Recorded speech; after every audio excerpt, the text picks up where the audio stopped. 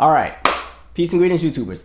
So can we take a moment to talk about the backlash that has occurred as a result of the selection when it comes to the casting for this Little Mermaid live-action remake? If you didn't know, the actress and singer Halle Bailey from the group Chloe and Halle, you may also recognize her from the TV show Grownish that airs on the Freeform Network. She's been selected to star as Ariel in the Disney live-action remake of the film The Little Mermaid. Now, I thought she would be a great selection just for her voice alone. She has a very unique tone that's very rich, but also very whimsical, and I think it fits with, you know, what Disney is trying to do as far as something like The Little Mermaid. And in addition to that, because she's extremely young, she's young enough to connect with younger viewers, you know what I mean? Like as far as keeping young kids intrigued and into it, and it's believable. She's not too old to play the part. So she, in my opinion, was a great selection. There was a few other people I thought would be great as well. But a lot of people in America are pissed off, specifically a lot of people in white America are livid that she's been selected for this role. Because for them, they feel that Ariel can only be played by a white girl with red hair. Like, and I mean, they're so serious about this. It was all kind of rage and outrage. Folks were pissed off, shaking, I mean, having convulsions, popping Zoloft to calm their nerves. I mean, it was the kind of rage that ensued like when OJ was acquitted. It was the kind of rage that ensued when the Beatles broke up. It was the kind of rage that ensued when Pearl Harbor happened. The kind of rage when Kaepernick took that knee. The kind of rage like when black folks do too many runs and riffs if they sing the national anthem. Because, you know, folks don't like it when black folks do too much when they sing the song. Folks are like, just sing it straight. You need to just, when you do all that screwing around, you mess up the message. I'm like, okay, I didn't know it was that deep. But anyway, yeah, folks are livid about this. And so it got to the point where folks were so mad that this started trending on Twitter. It started trending over the 4th of July, which I found funny because, you know, the 4th is supposed to be this day of, you know, America's celebration and united as one, and we'll never be divided, and together we stand, and we are all a part of the great American military. You know, all of that crap went right out the window the minute they found out there was going to be a black Ariel. They said, well, the hell with all this united stuff. Hold up. We're all about that, but once y'all start getting a little too elevated in positions that we don't think you should be in, now we got to say something, because now all of a sudden we become oppressed because there's going to be a black mermaid, which I find funny because, again, this is a fictional character. It's not even anything real. It's not anything that's historically, you know, accurate. It's not anything that retells the narrative of any kind of historical anything. And so I found it so funny that so many people were outraged. And I mean, people were out writing dissertations and think pieces, and people are stressed out. Folks couldn't even grill on a barbecue for the 4th. They were so stressed out. What I found funny, I found this interesting tweet. Now, this tweet is by the user Zhyar199, ZHYAR199. She says, get this. First of all, I am not a racist. I love Halle, but I won't let Disney ruin our childhood memories. Let's stop right there. First of all, when she said our childhood memories, I'm trying to figure out, like, who is that? Because clearly that doesn't sound inclusive of anybody except for white kids or white adults. Like, when you say our childhood memories, you know, if you're saying it's getting ruined, is it ruined because there's a black person playing that? Because if that's the lane that you're going with, that sounds pretty racist to me. So you can say I'm not racist at all. But just because you give a disclaimer saying you're not racist and then you do something racist doesn't make you not racist. So yeah, I'm like, whose childhood memory is ruined? Because I'm like, okay, we'll get to that in a second. But yeah, I won't let Disney ruin our childhood memories. So I started a petition to get justice for Ariel and our childhood memories, because Ariel just needs justice. I don't know if this is like y'all Trayvon Martin, white folks. I don't know if it's that deep for y'all, but okay, you know, if Ariel needs justice, okay, this fictional character that isn't real needs justice because grown adults are so stressed out about a live-action remake that's going to be marketed to children because all of a sudden your adulthood memories of your childhood are in danger. Okay, got it. Y'all on one. I don't know if it's the lead and the fluoride in the water, but my goodness. I prefer someone who looks similar to the real one. And so she has a link to a petition. I was like, there's really a petition for this mess. And so I clicked the link, right? And so the link, you know, the petition is for, they need 2,500 signatures. Right now they have 1,900. Now, when I first was going and just kind of doing my little research before I started this video, the petition was at like 1,700. So people are signing it. But by the way, I just want to say, this is a very kind of like meth head attempt at a petition because listen, you're going after Disney. So if you're going to go to Disney and try to shake the table, you're going to need more than 2,500 signatures. Like, if you're going to do the racist thing, do it right. Go big or go home. You need 250,000, whatever her name was. Like, you got to go big. Disney is going to laugh at you coming in there with 2,500 signatures. Like, first of all, you're not running for president of your local Toastmasters chapter. So, like, 2,500, this is like a high school student body election. What are you doing? Get out of here. Y'all, you can't even be racist right. I'm not even, listen. Anyway, this is what the petition says. The petition says, hello, guys. My name is Zhyar Handren, and I'm a reporter. Last night I saw some news about casting for the Little Mermaid live action. They chose Halle Bailey for the lead role, Ariel. I know she's cute and beautiful. I'm not racist or something like that, but all of us know that Ariel is a white-skinned girl and she's a redhead. And there's like exclamation points. They really want to emphasize redhead because I guess there's also an expectation that black folks can't have red hair. You know, all black folks, our hair is only just jet black apparently. Boy, don't watch. Never. Let me stop. I'm not going that far yet. Disney ruined our childhood memories by doing this. All I want is rejection for this mistake. I love you, Holly, but I prefer Madeline. What's her name, Petch or somebody like that, or someone who's redhead. Thanks for helping me do that.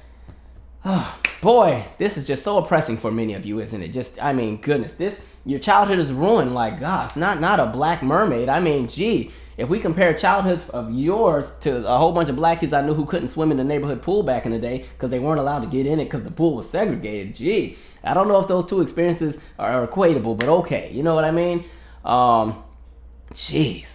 Boy, childhoods are just oppressed. My goodness. It's interesting. And, you know, I think for that aspect, the jacked up part about it is like, really, this is also a conversation about race and it's a conversation about childhood innocence. And so, you know, you're literally watching the innocence of this up and coming generation of youth get tarnished by adults who are set in their ways because now they feel that when you're talking about something like a child's imagination, you know, imagination is when a child is supposed to believe anything is possible. They're supposed to just think big, that they can jump to the moon if they want to. But when we limit the scope of what children are allowed to imagine by implementing our own perspectives into how they should see the world, it limits that child's imagination. And that's exactly what a lot of white people are doing with this aspect. And the thing that I don't think they think about is, what about the experience for children who are not white in this country, especially children who grew up before the year 2000? Because if you go back, and we can just stick with Disney, you know, there was not a lot of representation of any other races when it came to Disney movies. If there were, it was usually some very stereotypical kind of role. But like, just the experience of like a princess, because this is not even like a princess role, this is just the mermaid. But when you talk about all the Disney princesses, little black girls never got the experience to have one until what, The Princess and the Frog? But let's just backtrack. I think that came out, what, 08, 09, maybe 2010? I forgot when. But like, if we go from like 1988 to 2008, you know, go about 20 years, and you just talk about the movies that came out. You had movies like Oliver and Company, because I'm sure people were like, okay, can we get a black princess now? And Disney was like, oh no, we gotta do Oliver and Company first. We gotta do Aristocrats. You know, we gotta do a Troll in Central Park. So black kids, y'all gotta wait in line behind the Troll in Central Park, because we gotta make sure the trolls have representation.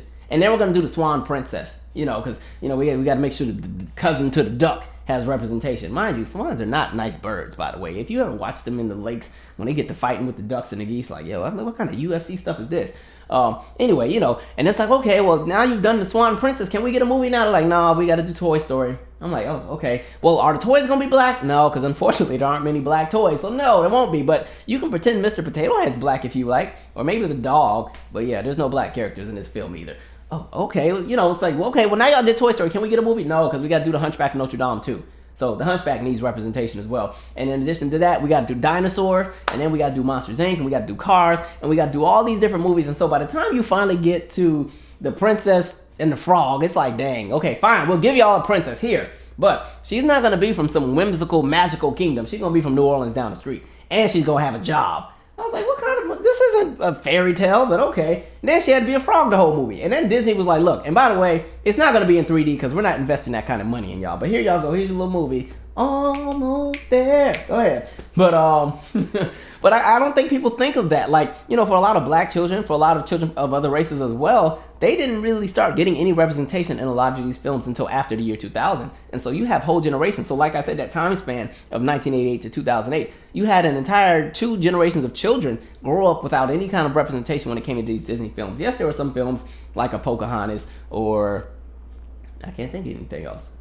Maybe that might have been only one. There was some other films where there was, you know, little sprinkles of representation here and there, but overall, Disney and a lot of the movies and television and everything that's out there has always been very white. And it's not just Disney. It's television, it was films, it was toys, it was books, it was magazines. It was a lot of things. Like a lot of black children, a lot of brown children never got to even get the experience of seeing themselves in the same world that they use their imagination with. In the same place where they try to imagine things and have that innocence and try to have that element of creativity and that element of exploration. They don't even get to see themselves in it because they've never been exposed to what it's like to see themselves as a princess, to see themselves as a king or anything like that. And so to watch all of these grown adults who are well over 30 and 40 years old pissed off because they're doing a live action remake of a film. It's like y'all sound silly. And then again, it doesn't mean that they're getting rid of the other version. And then here's the thing. I feel like people have selective memory because this isn't the first time they've done different projects where you have different representation for a lot of these films. Like, you remember they had the Cinderella remake in what, 97, 98? That was the one with Whitney Houston, Brandy, Whoopi Goldberg. What a lot of people liked about that film was that it was extremely diverse. So you had the prince was Asian, his parents were black and white, Cinderella was black, her stepmother was white, the stepsisters were black and white, and you had a bunch of different groups of people represented. And that was like I don't remember there being backlash, but I was also a child as well, and Twitter didn't exist, so I don't really remember there being backlash, and I wasn't there to remember it, I guess, as far as social media. But, this isn't the first time. And then, remember, HBO used to have the series Happily Ever After, where they take a lot of the childhood fables and fairy tales, and they would pretty much put a rainbow of people into the narrative. So, you'd see the characters represented by all the races, just to kind of be inclusive, to kind of get kids to open their minds and explore. Because really, when you're talking about race, kids don't even pay attention to race, honestly, until they start hitting 5th, 6th, 7th grade, when they hit middle school, when culturally it starts to matter. In those early years, the 5, 6, 7, 8-year-old years, that's when they still have their innocence. But that's when kids just play. Like, if you've ever noticed children's circle of friends, they start changing as the kids get older because they start to run with kids they culturally can identify with. And a lot of that comes from the fact that the systems that are in place, the things that are taught to many children by their parents, start to affect how they see the world, and they start to distance themselves from each other. And by the time you get to the 20s and 30s, now we got all these other issues. By the time you take into correlation the history of America and what has happened to different groups of people, folks are like, I don't think so. So I just found that extremely just disappointing. Like, are y'all serious? And then here's the funny part. Now when it comes to the films that actually have historical significance, or the films where they're actually depicting true stories, you always see two things. And it's funny because with all of this backlash towards The Mermaid, I hear you guys extremely quiet on these issues when you have a lot of films that whitewash a lot of the truth. Like, even like you saw the backlash with the Stonewall movie about the Stonewall riots, where they pretty much erased I can't even think of the lady's name. Please forgive me for messing up her name. I want to say Marsha P. Johnson. I think that's the name. If I'm wrong, I'll correct it. They pretty much erased her out of the entire narrative, and it was like she didn't exist, kind of. Or even like we saw what happened with the film Exodus, where they still wanted to have this whole Egyptian narrative, and everybody in it was white. I'm like, y'all don't even be trying sometimes. It's funny. I want to be the face of everything until it's time to be the face of things that actually have a direct tie to you and that it's tangible. Things like oppression and stuff. Y'all don't want nothing to do with that. Y'all be like, everything isn't about race. Race doesn't matter. Why does everything have to be about race? And now all of a sudden, here comes this kid movie, and y'all done took that and ran with it, and all of a sudden you're oppressed because there's a black woman playing a cartoon character. It's funny because, like I said, nobody would have said anything if she was gonna be playing the crab or the fish or whoever else is in the movie. Nobody was gonna say anything. But because she's getting that lead role, she'll be the face of that character. It's like, And I find it funny, like, at least if it was Snow White, I could have saw y'all getting mad about that, because at least Snow White gives the verbiage, like, skin white as snow. And really, to be honest, y'all can have that one, because Snow White wasn't even jumping like that to begin with. Plus, I don't know any black folks who are going to eat an apple from a witch anyway, okay? Black folks, we don't even like eating at the company potlucks, especially when folks start bringing in them casseroles and stuff. We be like, actually, I'm on the Daniel fast, just doing seeds and berries this week.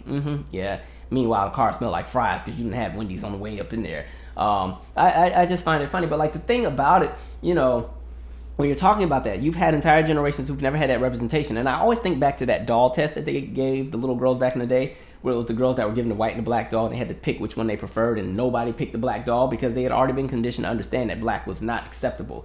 And that's pretty much the experience of many people in America in the past and even today. So by people reacting the same way, what does that say to the black kids who were excited that, Halle Bailey was going to play Ariel, and they see how the world responds? Then you wonder why black folks always be calling y'all out on everything. You see how things be going? Anyway, share your 2 cents. And then again, if you don't like it, just don't watch. Like, don't watch it. But like, seriously. And the funny bit is, even with it, if it's successful, it's not going to do anything for black folks. It's going to make white people richer. It's going to give more funding and money to Disney and all of them, and they'll come out with another project and everything that we probably won't even be included in anyway. So it's like, y'all energy is just in all the wrong stuff. You know what I mean? Like, y'all will make the most shallow things so deep when it doesn't need to be, but the things that are actually deep and that have deep-rooted issues that people need to really address, y'all want to be shallow about and play naive. Like, I can't. Anyway, share your 2 cents. I'm out.